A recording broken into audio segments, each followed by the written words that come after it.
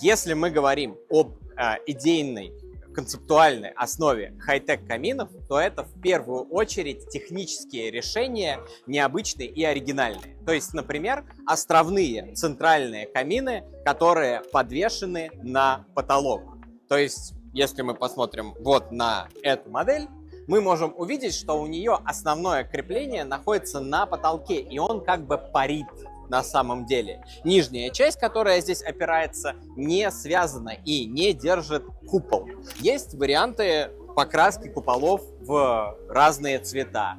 Но самое главное – это открытый огонь в самом центре вашего помещения, который доступен к полному обзору без каких-либо ограничений.